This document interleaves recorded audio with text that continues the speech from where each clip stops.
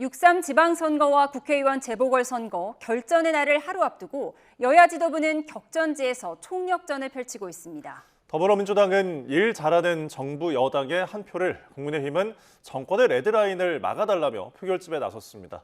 서울시청 YTN 특별 스튜디오로 가보겠습니다. 부정원 기자. 네, 서울시청 특별 스튜디오에 나와 있습니다. 네, 선거운동 기간이 이제 8시간 남짓 남았습니다. 숨가쁜 하루가 이어지고 있는데요. 여야 지도부 움직임 짚어주시죠. 네, 우선 민주당 정청래 대표는 오늘 마지막 현장 유세지로 강원과 수도권을 골랐습니다. 먼저 강원 영월과 정선을 찾아 우상호 강원지사 후보 지원에 나섰는데요. 정 대표는 이번 선거가 내란 청산 선거라면서 이재명 정부를 뒷받침할 민주당 후보에게 꼭 표를 행사해달라고 호소했습니다. 들어보시죠.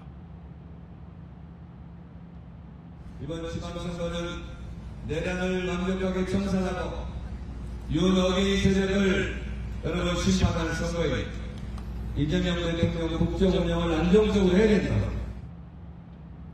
잠시 뒤에 정청래 대표 국회에서 대국민 기자회견을 열고 막판 지지를 호소하고 곧장 경기 용인으로 가 추미애 경기지사 후보 유세를 시원합니다. 이어 저녁에는 서울 청계광장에서 정원호 서울시장 후보와 마지막 유세를 벌이며 13일간의 대장정 마침표를 찍습니다. 한명도 원내대표는 오늘도 텃밭이자 최대 격전지로 돌변한 전북에서 이원택 전북지사 후보와 온종일 동행하며 유세전을 벌이고 있습니다. 전북 선거가 정청래호 성패를 가를 최대 변수로 떠오르자 사활을 건 모습입니다. 선거운동 기간 9차례나 충청을 향했던 국민의힘 장동혁 대표, 본투표 하루를 앞두고 거듭 중원 공략에 집중하고 있습니다. 막바지 민심에 가늠자 충청의 사활을 건 모습인데 충남 청양과 공주, 당진의 차례를 찾은 장 대표는 이재명 대통령과 민주당의 오만함을 막기 위해 힘을 모아달라고 호소했습니다. 유세 도중 울컥하는 모습도 보였습니다. 내가 지금 총칼 들고 싸우자는 건 아닙니다. 목숨 바쳐 싸우자는 건 아닙니다. 여러분이 가지고 계신 그 소중한 한 표 내일 투표장에 가서 꼭 장동혁 대표는 현장 유세에 앞서 대국민 호소문을 내고 내일이 지나 지방정부까지 넘어가면 이재명 대통령은 마지막 레드라인을 넘어 재판 취소 특검부터 밀어붙일 거라고 심판론을 거듭 내세웠습니다. 오후 늦게는 경기 화성으로 가 양향자 경기지사 후보 유세를 지원한 뒤 저녁 8시 넘어 다시 충남 천안으로 가 피날레를 장식합니다. 곧이어 당 청년선대위와 함께 서울 홍대 앞과 종로 일대를 도보 유세하며 선거운동을 마무리합니다. 국민의힘 투톱 송원석 원내대표는 따로 또 다르게 격전지 대구와 부산 북구 앞, 경남을 순회하면서 막판 지지층 결집에 힘쓰고 있습니다. 또 2030 투표 참여 호소문을 발표하고 청년층 공략에도 주력했습니다. 네, 지도부 동선을 보니까 어느 지역이 지금 박빙이고 중요한지 가늠이 가는데요. 선거 막판 판세를 두고 여야는 엇갈린 분석을 내놓고 있죠. 그렇습니다. 저마다 기존 분석과 크게 달라지진 않았습니다. 하지만 핵심은 정반대였습니다. 더불어민주당 조승래 사무총장, 지난주와 마찬가지로 9곳은 우세, 서울과 부산, 대구, 울산, 경남, 전북 등 6곳은 그대로 접전 유지라고 설명했습니다. 이 가운데서도 울산은 법여권 단일화 덕분에 조금 더 안정적인 방향이 잡히고 있다고 했고요. 특히 국민의힘 텃밭 중의 텃밭, 대구에 대해서는 대구 시민이 그만큼 국민의힘 독점과 어려운 경제로 절박하다며 자신감을 내비쳤습니다. 반면 국민의힘은 대구, 경북은 2곳은 확실히 우세이고 접전지는 모두 8곳으로 판세를 분석했습니다. 서울과 부산, 울산, 경남은 민주당과 겹치고 이에 더해 강원과 충남, 대전, 충북까지 경합지로 분류했습니다. 국민의힘 핵심 관계자는 오늘 기자들과 만나 서울과 부산, 경남, 충남과 강원 등은 초접전이고 대전과 충북, 울산 역시 충분히 역전이 가능한 상태라고 자신했습니다. 네, 선거 막판 주요 격전지 상황은 어떻습니까? 네, 우선 제 뒤로 보이는 서울시청, 앞으로 4년 동안 서울시를 이끌 주인공이 가려지기까지 이제 하루 남았습니다. 서울시장 양당 후보들은 오늘 짧게는 30분 단위 초집중 유세를 이어가고 있습니다. 더불어민주당 정원호 후보는 오늘 서울 서부권에서 시작해 중부권을 거쳐 남하하는 동선을 짰는데요. 저녁엔 청계광장에서 정청래 대표와 유세를 한 뒤 강남권 순회를 거쳐 자정 무렵 서울 송파에서 파이널 유세를 진행합니다. 정원호 후보 오늘 국회에서 기자들과 만나 오세훈 후보의 무사한 일 10년에 대한 심판이 있을 거라며 초박빙 선거지만 자신이 승리할 거라고 강조했습니다. 국민의힘 오세훈 후보는 서남권과 서부권 13개 구를 차례로 훑는 24시간 사생결단 유세를 진행하고 있습니다. 저녁 8시 신촌역에서 마지막 유세를 한 뒤 광화문 광장과 감사의 정원 일대에서 시민들과 만날 계획입니다. 앞서 오세훈 후보는 대시민 호소문을 내고 야당이 부족했지만 서울 마지막 안전판 서울만은 지켜달라고 호소했습니다. 또 대통령 후광에 기대 선거를 치르는 후보, 자기 정책조차 직접 설명하지 못하는 후보에게 서울의 운명을 맡길 수 없다며 정원훈 후보를 향해 날을 세웠습니다. 국회의원 재보궐선거 격전지도 살펴보면요.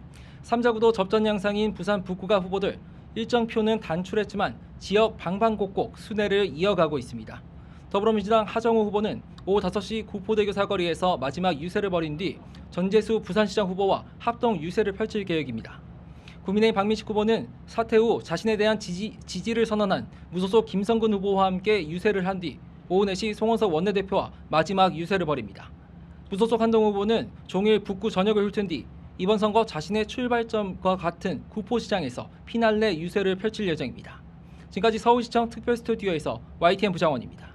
이재명 대통령이 국무회의에서 한화 에어로스페이스 대전 공장 폭발 사고와 관련해 비슷한 유형의 사고가 반복해서 발생하는 건 심각한 문제라고 질타했습니다. 네, 그러면서 고용노동부를 향해 지속적으로 사고가 발생하는 사업장을 추려 별도로 보고하라고 지시했습니다.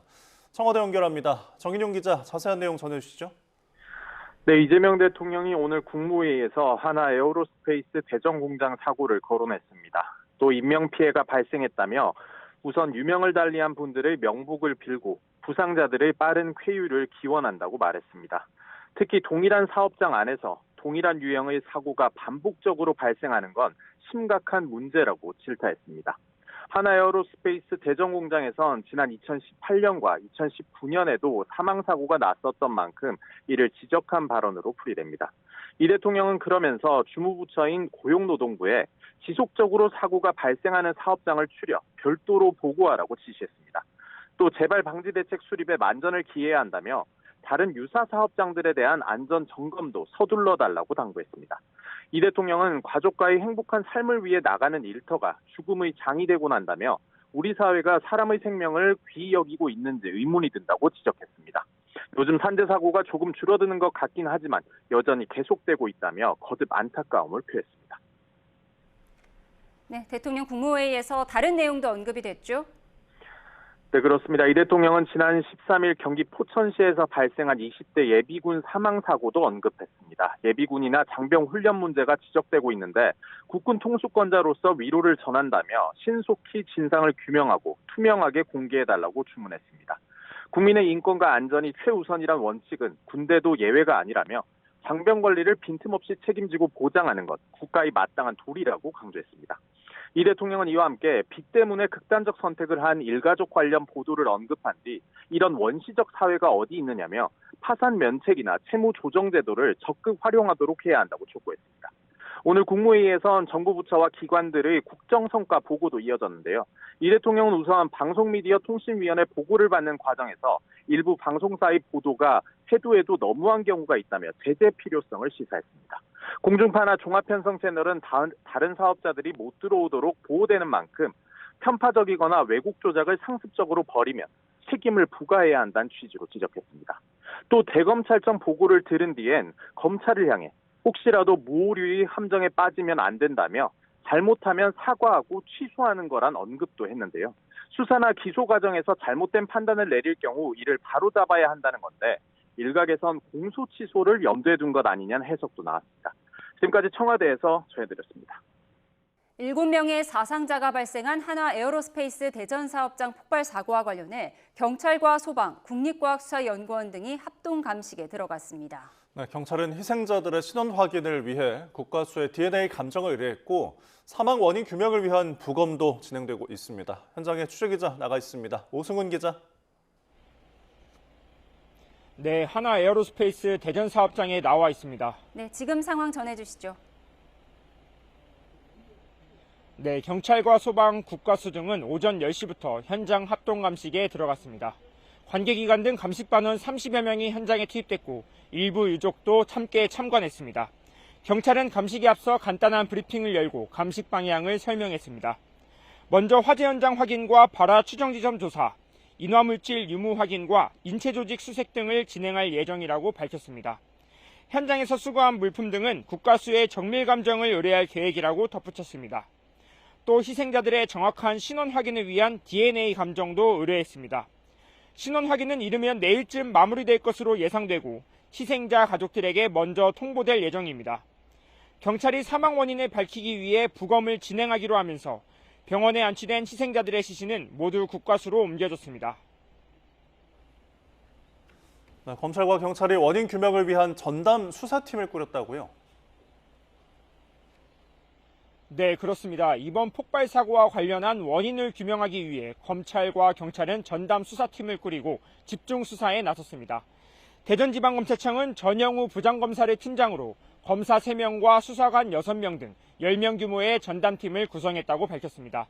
이어 경찰과 노동청 등 관계기관과 긴밀하게 협력해 사고 원인과 책임 소재를 철저히 규명하겠다며 신속한 피해자 지원이 이뤄지도록 최선을 다하겠다고 강조했습니다. 대전경찰청도 오동욱 수사부장을 팀장으로 광역수사대와 강력계, 과학수사계를 중심으로 전담 수사팀을 꾸렸습니다. 고용노동부는 중대재해 발생을 이유로 해당 사업장에 대해 작업중지 명령을 내리기도 했습니다. 사고 원인 규명과 현장 특별 안전교육, 재발방지 대책 수립 후에 생산 재개 여부를 결정할 방침입니다. 또 중앙산업재해수습본부를 구성하고 사고 수습에 나서고 있는데요. 유가족과 부상자에 대한 빈틈없는 지원 체계를 구축하고 동료 직원들을 대상으로 심리상담 지원도 진행하겠다고 설명했습니다. 마지막으로 경찰은 합동감시 결과를 토대로 폭발 원인을 철저하게 밝히고 이번 사고 책임자에 대한 수사에 속도를 낼 전망입니다.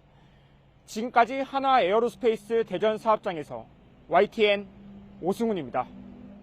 미국과 이란의 종전 협상이 위태로운 상황인 가운데 이란은 미국 화물선을 향해 보복 공격을 가했다고 밝혔습니다. 이스라엘의 레바논 공격 확대로 협상이 중단 위기에 놓이자 트럼프 대통령이 네타냐후 총리에 격노했다는 언론 보도도 나왔습니다. 국제부 연결해서 자세한 내용 알아봅니다. 권준기 기자, 미국과 이란이 계속해서 군사적 충돌을 이어가고 있죠? 그렇습니다. 종전 협상에 진전이 없는 가운데 양국은 호르무즈 해협 일대에서 군사작전을 계속하고 있습니다. 이번엔 이란 혁명수비대가 호르무즈 해협 안쪽 페르시아만에서 파나마 선적 미국 화물선을 순항 미사일로 타격했습니다. 이란군은 성명에서 이라크 카스르항 인근에서 MSC 사리스카우를 공격했다고 밝혔습니다. 혁명수비대는 이번 공격이 오만해에서 이란으로 향하던 감비아 국적 선박 MV 리안스타우를 미군이 공격한 데 대한 보복 조치라고 밝혔습니다. 미 중부사령부는 지난달 29일 미국의 해상 봉쇄를 위반한 리안스타우를 오만만에서 무력화했다고 밝힌 바 있습니다. 혁명수비대는 또 MSC 사리스카우는 미국과 이스라엘의 재산이라고 규정했습니다. 이번 공격으로 인한 인명피해나 선박 피해 규모는 아직 확인되지 않았습니다. 앞서 영국 해사무역기구는 페르시아만만 북쪽 해역을 항해하던 화물선 한 척이 미확인 발사체에 피격됐다고 밝혔습니다. 또 화물선 우현에 미확인 발사체가 명중하면서 큰 폭발이 일어났다며 피격 지점은 이라크 카스르 항구에서 64km 정도 떨어진 곳이라고 설명했습니다. 이스라엘의 레바논 군사작전 확대와 관련해서 트럼프 대통령이 네타냐후 총리와 통화를 했다고 하는데 어떤 대화들이 오갔습니까? 네, 이스라엘의 레바논에서 군사작전을 확대 강화하자 이란은 휴전 위반이라며 강하게 반발하고 나섰습니다. 또 중재국을 통해 계속하던 미국과의 종전 협상도 중단하겠다고 선언했습니다. 이에 트럼프 대통령은 현지 시간 1일 네타냐후 이스라엘 총리와 이 문제에 대해 매우 생산적인 통화를 했다고 밝혔습니다. 특히 베이루트로 향하던 이스라엘군은 철수했다며 더 이상 베이루트로 진격하지 않을 것이라고 강조했습니다. 그런데 이 통화에서 트럼프 대통령이 네타냐후 총리에게 욕설을 퍼부으며 분노를 표출했다는 보도가 나왔습니다. 미국 인터넷 매체 악시오스는 현지 시간 1일 미 당국자와 소식통을 인용해 트럼프 대통령이 네타냐후 총리와 통화에서 레바논 공습 확대를 비난하며 격앙된 반응을 보였다고 전했습니다. 보도에 따르면 트럼프 대통령은 네타냐후 총리에게 도대체 지금 뭘 하고 있는 거냐, 당신 미친 것 아니냐 이렇게 거친 표현을 사용하며 레바논 군사작전 확대에 대한 강한 불만을 드러냈습니다. 특히 트럼프 대통령은 내가 아니었으면 당신은 감옥에 있었을 것이라며 내가 당신을 살려주고 있는 것이라는 취지의 발언도 한 것으로 전해졌습니다. 이는 현재 진행 중인 네타냐후 총리의 부패 혐의 재판을 염두에 둔 발언으로 해석됩니다. 악시오스는 또 이 트럼프 대통령이 이스라엘의 레바논 군사작전 확대가 이란과 종전 협상에 악재가 되고 있다고 판단하는 것으로 보인다고 전했습니다. 통화 이후 트럼프 대통령은 이스라엘과 헤즈볼라 양측과 접촉했다며 양측 모두 교전을 중단하는 데 동의했다고 밝혔습니다. 다만 네타냐후 총리는 통화 후 성명을 내고 헤즈볼라가 공격을 멈추지 않으면 베이루트의 표적을 공격하겠다며 그동안 이스라엘은 레바논 남부에서 작전을 계속할 것이라고 밝혔습니다. 지금까지 국제부에서 YTN 권준규입니다. 이번 주 젠슨 왕 엔비디아 CEO의 방한을 앞두고 관련 국내 주가가 일찌감치 들썩이기도 했죠. 지난해 깐부치킨 회동에 이어서 이번엔 삼겹살의 소주, 이른바 삼소 회동이 유력해 보입니다. 화면 함께 보시죠. 지난해 10월 한국을 찾은 젠슨 왕 엔비디아 CEO입니다. 이재용 삼성전자 회장과 또 정의선 현대차그룹 회장과의 이른바 깐부 회동으로 큰 화제를 모았죠. 그랬던 젠슨 왕 CEO가 이번 주 우리나라를 다시 찾습니다. 이번에는 홍대나 성수동에서 이 삼겹살에 소주를 곁들이는 이른바 삼소 회동이 거론되는데요. 최태원 SK그룹 회장과 구강모 LG그룹 회장, 그리고 이혜진 네이버 이사회 의장이 황 CEO와 술잔을 들 것으로 전망됩니다. 지난해 깐부 회동 멤버였던 정의선 회장도 참석을 검토 중인데 이재용 회장은 해외 일정으로 불참할 가능성이 큰 것으로 알려졌습니다. 아울러 황 CEO의 네이버 1784 사옥 방문 가능성도 점쳐지는데요. 성사가 된다면 글로벌 AI 반도체 기업과 국내 플랫폼 기업 간의 협력 논의가 구체화할 것으로 보입니다. 또 잠실 야구장에서 열리는 두산 베어스 홈 경기 시구설까지 나오면서 방한 자체가 대중적인 이벤트로 번지고 있는데요. AI 황제의 방한 기대에 관련 주식들은 일찌감치 급등세를 보였습니다.